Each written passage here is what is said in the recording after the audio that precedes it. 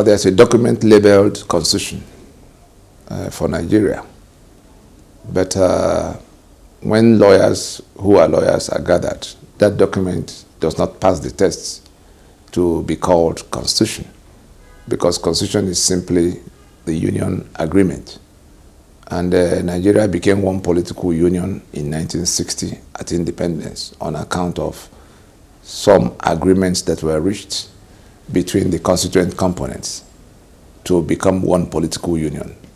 And those agreements that were spelled out in Lancaster House in 1959 eventually were products of the discussions that happened all through 51, 52, 53, when something extraordinary compelled a choice to be made on the kind of union, on the kind of partnership the otherwise independent regions that the British had governed separately will be entering at the point the British will leave.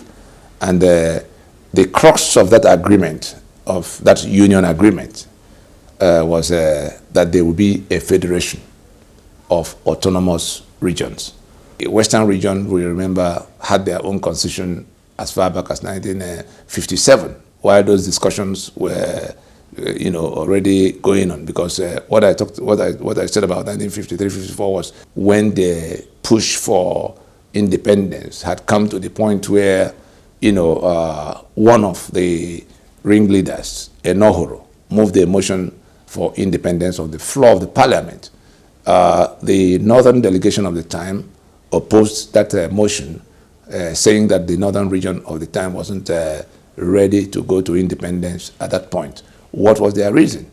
Ahmadu Bello spelled out their reason. He said that they would require a certain level of autonomy in terms of control of their assets and their, their governance structures as condition for going into any kind of union with these other regions. That's the western and eastern region of the time.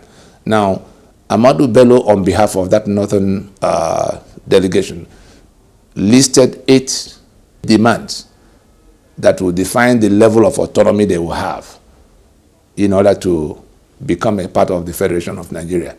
It took all the way from that 1953, because the meetings then began in 1954, for how that federation, that coming together on the basis of regional autonomy as defined by those 8 points. It was those 8 points that eventually, shaped the kind of, the depth of, the level of autonomy, what the regions will be able to do and what they will allow the Union Office to do. They now finalized in 1959 at Lancaster House. That autonomy that we're talking about began with the regions having their own constitutions, like countries who have, Germany will have its own constitution before going to the meeting of European Union formation. So the Western region got their own constitution in place in there's internal self-governance. The British allowed them to now begin to manage their own affairs in 1957.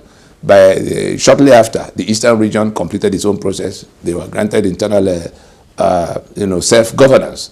But 1959 was when the North finally got their acts together and had their own constitution and therefore their own internal self-governance. These 3 units then went to Lancaster House to finalize the terms by which they would become one country at independence upon the departure of the British. That was what delayed our independence from the time the motion was moved in 1953. And therefore, that level of autonomy in which the assets of the regions belonged to the regions and they only contributed to the upkeep of the center for the limited responsibilities they delegated to the center. The center was their union office. It was their own creation.